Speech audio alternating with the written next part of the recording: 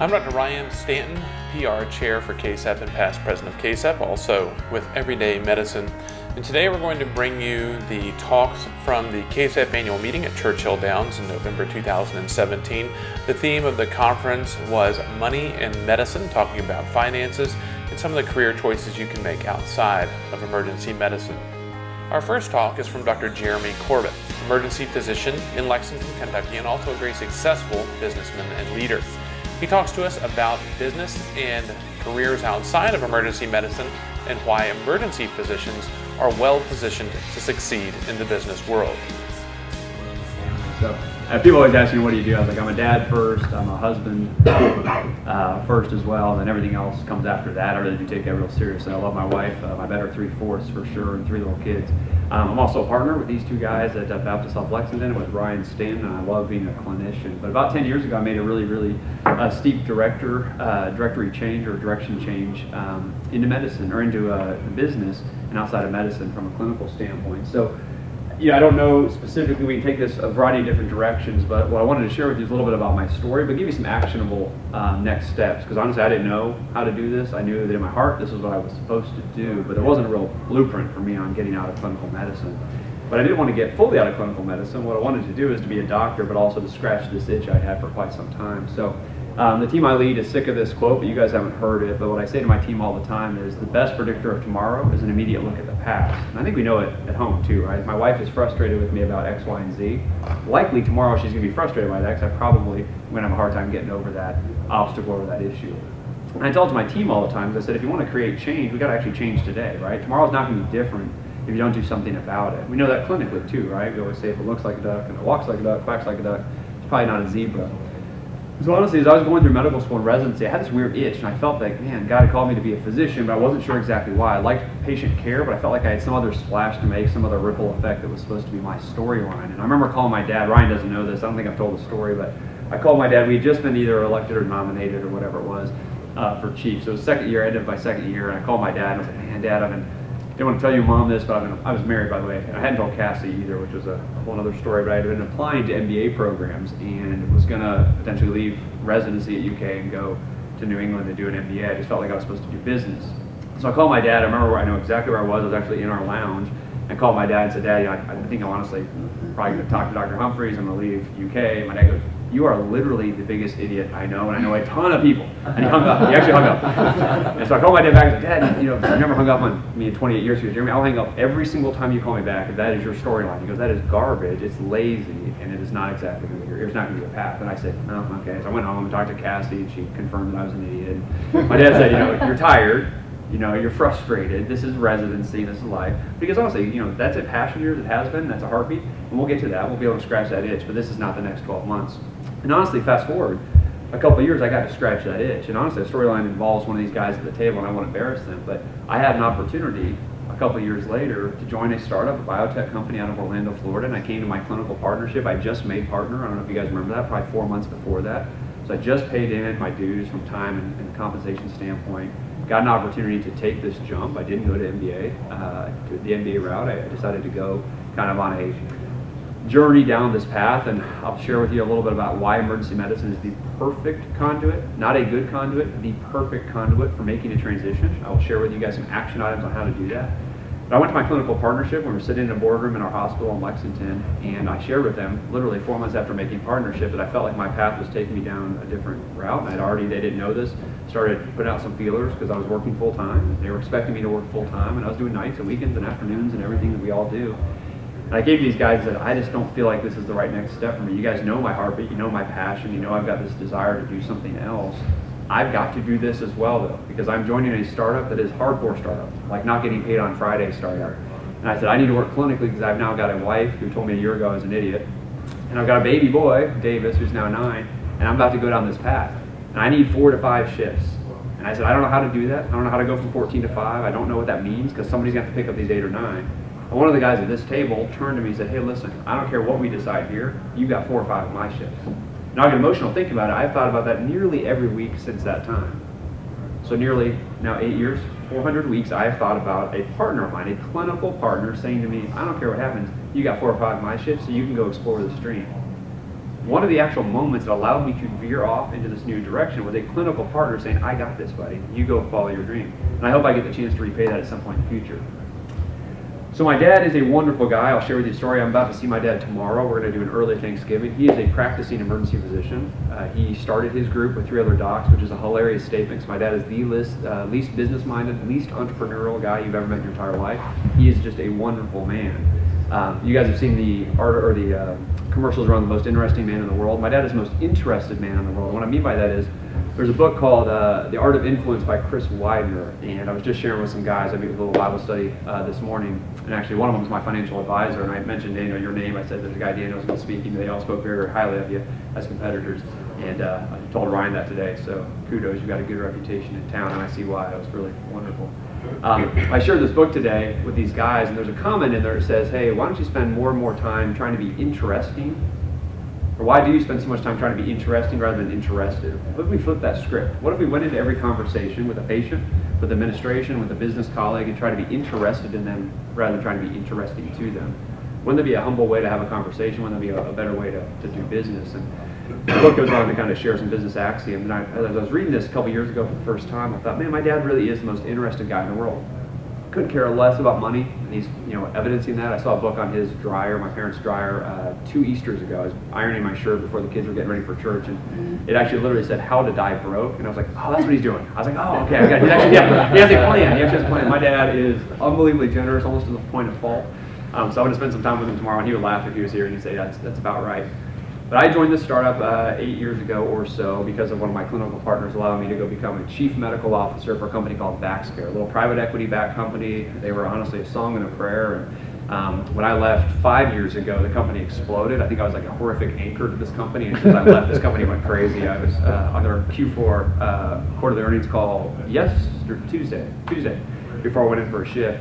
And they're on track to do $150 million in revenue. I was like, good night. When I was there, we were doing $10 to $15 million a year. And as I was leaving to transition into a new job, and I'll share with you that story, I called my dad, because we're out of Orlando, Florida, where my dad practices, and I said, Dad, I'm leaving. I'm going to go take this new journey and this new role, and I'm really excited about it. Cassie and I feel like it's right. But I was like, honestly, what they need is a physician of your stature. They need somebody in the marketplace that can really just denote experience and calm. And I said, I think this is just an unbelievable home run for you. My dad was kind of starting to wind down his clinical practice. He's like, I don't know, Jeremy, I don't have this business bone, but he's like, let me meet with the group and see what you think. And so I had him, introduce my leadership team that I was leaving, and it was a home run, they thought. My dad was excited about it, so he joins this little startup and doesn't have any equity. He literally was just giving his time away. They wanted to pay him, he was giving it away. My dad, like I said, doesn't care about money. I got 2 calls about 6 months later. The first was from my dad, and he goes, I made a horrific mistake. He goes, this is a horrific role for me. I'm not good at it. And about a day later, I got another call from the CEO. He goes, we made a horrific mistake. Your dad was a horrific fit for this. And I thought, isn't that interesting? That's predictor of tomorrow is an immediate look at the past. My dad did not have the makeup, the character, the skill set, or even the desire to do what I kind of pushed him into doing. And so as I start this, I mean that not all of us are meant to go down this path, okay? The path to leave clinical medicine is a very unique one. It's been the right one for me. It may be the right one for you, but it is a unique path. It is one fraught with danger, fraught with obstacles, and honestly, fraught with a lot of risks. But what you guys are, honestly, what you may not think you guys are risk takers, right? We all stayed in and studied during college when everybody else was going out to party. We all humped it during residency to get to this end goal, which was becoming board certified and getting a first job. We all lay down ourselves and our lives and our social calendars to take care of patients, come hell or high water. That's risk. That's everyday risk. Most of the folks outside of this room, most of the folks down there, and most of the folks you guys are going to engage with around the Thanksgiving table don't have that risk tolerance. But I think oftentimes we think of ourselves as very conservative. But I want to let you know, if you do not have that risk bone, taking a veer to the right and going into a non-clinical path is somewhat fraught with risk. And it wasn't my dad's path, and I tried to force him into it, only for both of us to realize it was incorrect. So, how do you do it and why did I do it are 2 very different things. I knew very early on that the itch I had to scratch was non-clinical, but that I hoped and prayed it would be somewhat tied to clinical medicine. I did not want to leave clinical medicine full time. There was a survey last year, 2016, by Merritt Hawkins, the staffing and recruiting agency, and it was like many physician surveys. They did 17,000 physicians, not all emergency physicians, but 17,000, so pretty good end. They found that 63% were unsatisfied with medicine. And the question was, are you satisfied with medicine, yes or no? So there wasn't a gradient of scores, 63%. 50% of these practicing physicians said they would not recommend it to their children. 50%, right? I think as you guys are shaking your heads, a lot of us feel that way, right? It's stressful. I just worked clinically Tuesday night till 2 in the morning. And while I don't do full-time medicine anymore, every time I work, I get a sense of what it's like to be an emergency physician, because I work every week. I still do it. I don't have to do it anymore. That's the real blessing. I feel very differently about it now than I did before, because now I do it because I really like to do it. I'm really blessed to work with these guys and with Ryan. But every day I feel that stress, and so 63% not liking it, 50% wishing their children wouldn't do it makes sense. But what I thought was really telling, and I wrote them down to make sure I give you the right numbers, 21% said they had plans to actively scale back their clinical practice in the next 12 months. That's a real plan. 21%, 1 in 5 respondents in the next 12 months planning to scale back. And here's the interesting one. 14% were actively looking to transition out of clinical medicine into a non-clinical role. Okay? So for the next 10 or 15 minutes, I'm going to share with you a little bit how to do that, why I did it, my path and what I wish I would have known 10 or so years ago when I started thinking about it, 8 or so years ago when I actually executed the plan. But 14%, and just to give kind of a comparison, 12% said they were planning to change their actual job, meaning, hey, I'm in an ER group or family practice or private practice or academic and I want to change within the specialty. So more people wanted to get out of medicine and do a non-clinical role than actually were looking to deal with this stress by changing a job, which I think is pretty telling. So the proof's always in the pudding. The numbers would indicate that if you guys are feeling this way, you're not alone. So long story short, emergency medicine as a transition point, I told you, is not a good conduit. It is the best conduit. Here's why. I was sharing, I think Ryan was with you, or so a year ago, I was telling him a little bit, and I shared with the group this morning before I came over to Louisville, why emergency physicians specifically are so gifted in non-clinical roles. I didn't realize this until about 2 or 3 years out. Okay, so I told you I went to work for a biotech startup. We're in the preventative healthcare space, and they've got essentially a very interesting model akin to what LabCorp and Quest have done for the laboratory space. If you think about it, primary care physicians can take their own blood samples, and they can order and buy a centrifuge and have phlebotomist and bill, right, for laboratory analysis. Well, why don't they do it? Well, it takes away from their core business, right? It's expensive managing equipment, having a phlebotomist. So what do? It's really interesting, right? They draw the blood, their nursing staff draw the blood. They put it in a little box right on the back of the door. A really goofy looking PT Cruiser shows up, right? Picks up that blood and takes it to some central place and they process it. And then they bill your insurance companies, my insurance companies, for the lab analysis. LabCorp and Quest didn't do anything, right? They processed it and they billed at a lower amount, by the way, than your doctor could have. Why? So doctors realize that's not their core business model, right? They're going to outsource this to another company. And now LabCorp and Quest have about 80% of outside the hospital lab business. The company I went to join decided to do that same thing in the vaccine space. And it was fascinating. It was a wild amount of fun. But as I was excelling in this role, I couldn't figure out why. Was it God's given talent? Was it skill set? I realized it was actually emergency medicine training allowed me to do what I was doing in this preventative healthcare space extremely well. And it had nothing to do with healthcare. It had to do with a couple of key components. Number one, I was relatively defatigable, right? Having gone through residency and worked 70, 80, 90, 100-hour weeks like you guys did, like some of you may do now.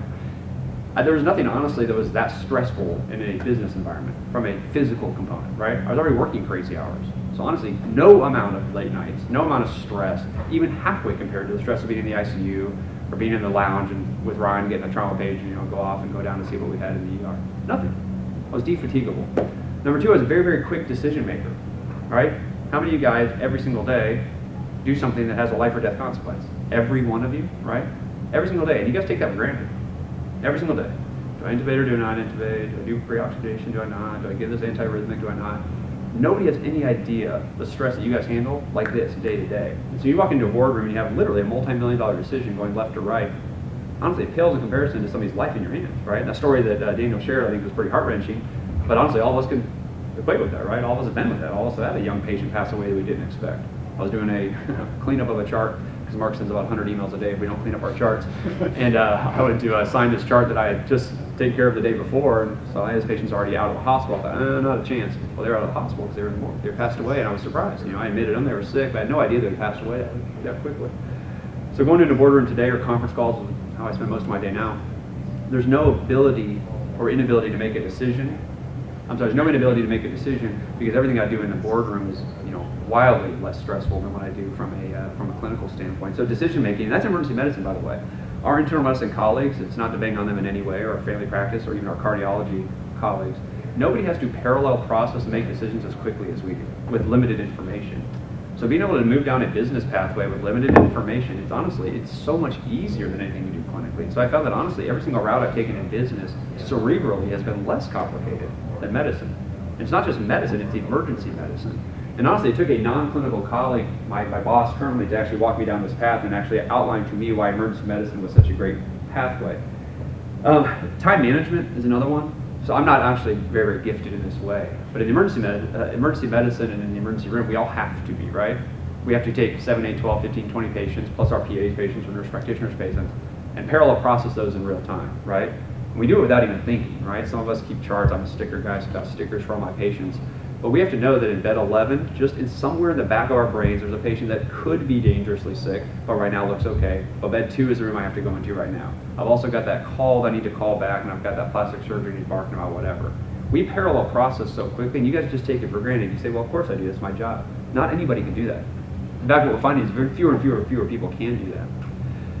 So I have, over the course of the last several years, transitioned from this biotech startup, and I now work for a Fortune 66 company. It's a company called Centene. None of you guys have likely heard of it, but we just passed Nike, I think, Oracle, and American Express, I saw in the most recent Fortune rankings.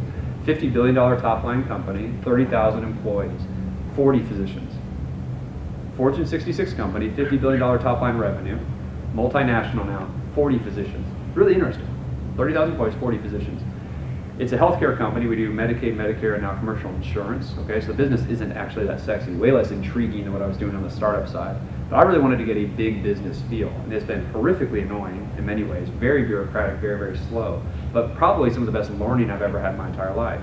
Because I'm now getting to stretch myself in a way and make a ripple effect that's even bigger than what I was doing at the startup. And that's what I want to leave you guys with. The reason I told you I'd tell you why I left. The reason I left medicine clinically full-time wasn't financial, although the financial blessing has been something beyond what I expected. It wasn't because I was scared of medicine. I loved not only doing medicine, I loved doing emergency medicine. I told you my dad's been doing it 32 years, is just now starting to kind of lay out the finish line for him. I think it's probably 18 months away from being done. So I had a role model who was at every single one of my basketball practices and football practices and golf matches because he was an emergency medicine physician. He had all his time. But it wasn't because I didn't like medicine.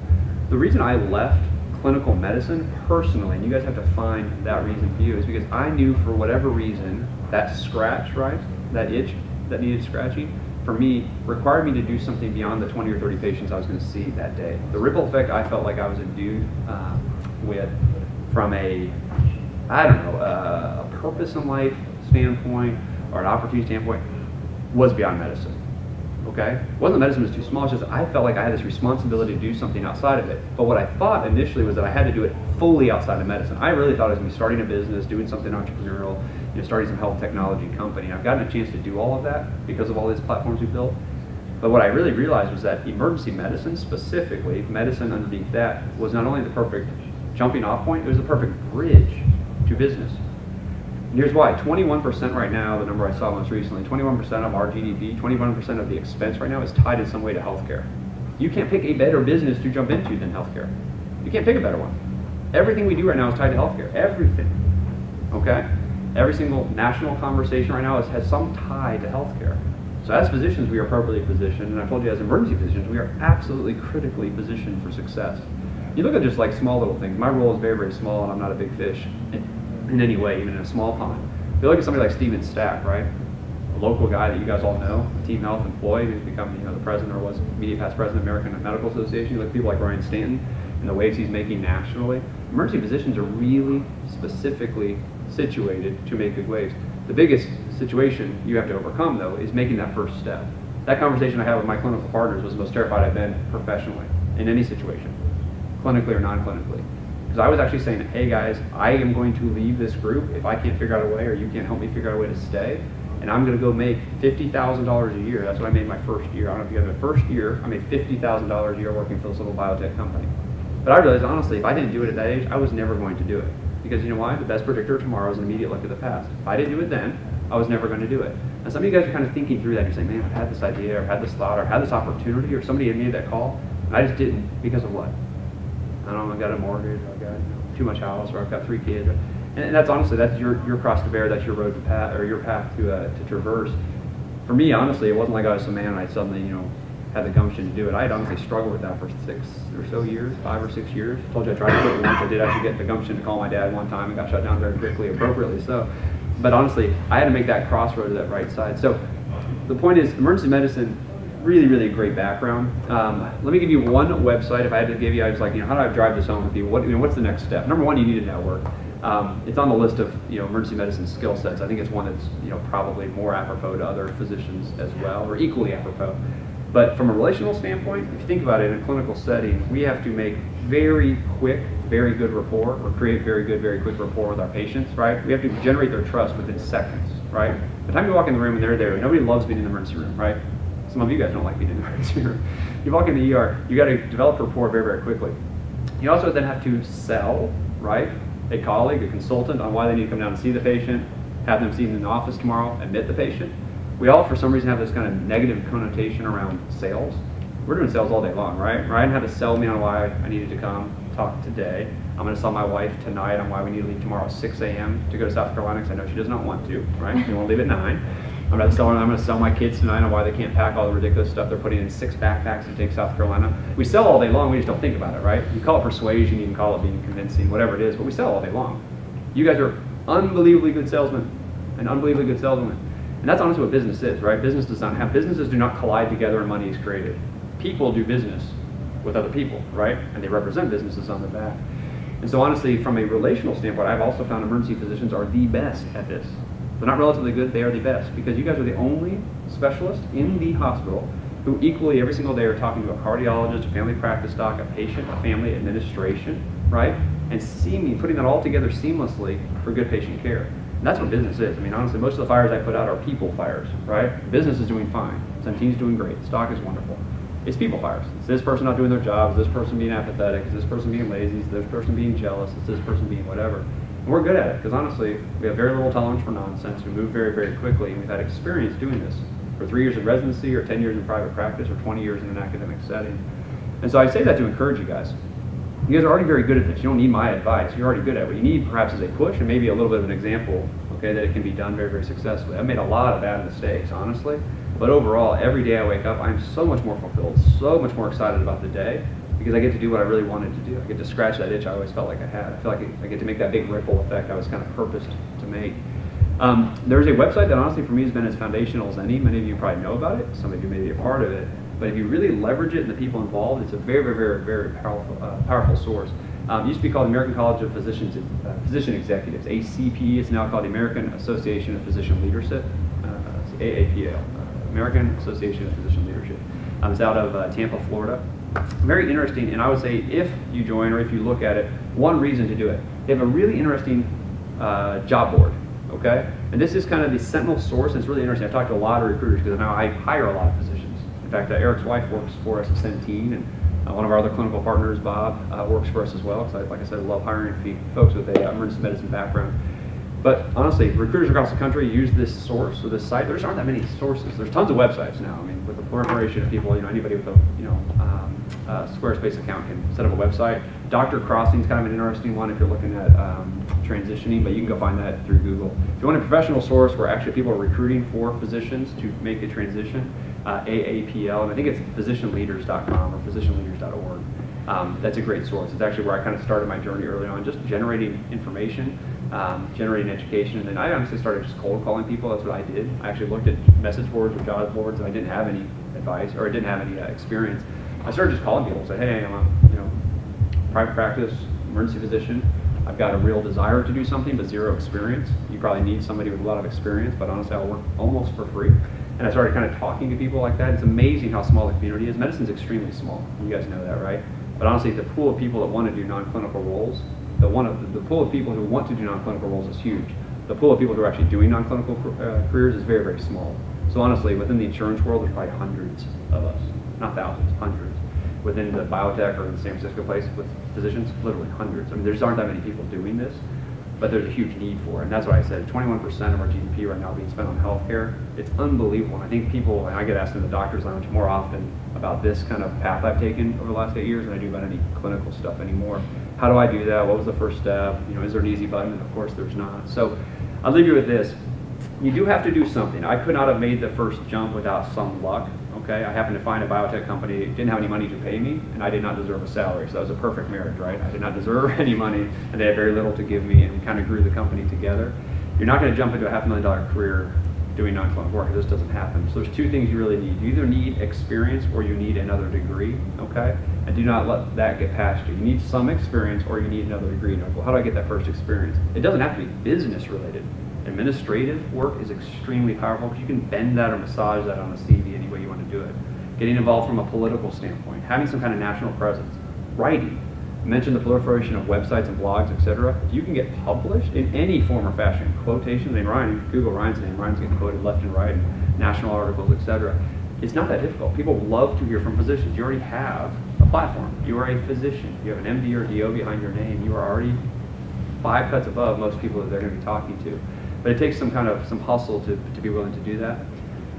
So degree or experience. The other thing is honestly from a network standpoint, please, I mean, this is why we join associations like this. It's why we get together so that we can actually help each other out. And so that's an open invitation, at least for me. You get in touch with Ryan. If you guys are interested, there's nothing I'd rather do than help another emergency physician make a transition. Part-time, full-time, explore, have a drink, and talk about this. Because honestly, if I had some folks in front of me helping me with this, it would have never happened. And for my wife, and for Davis, and for Caroline, and for Hill, this has been the best thing for Dad, and therefore the best thing from them. So in any case, I'll stay around for a little bit. I do have to get back to Lexington, but Ryan, you've got my email address and some other stuff, and my cell phone if you guys want to text. If this is intriguing to you, if you just have a question, or hey, I've got an opportunity, is this a scam, or what would you do in this situation? That's a very, very open offer, and one that I don't give lightly. So if that's helpful at all, please let me know. Questions, concerns, complaints? There's a trash can over there. Toss it in there. All right, thank you. All right.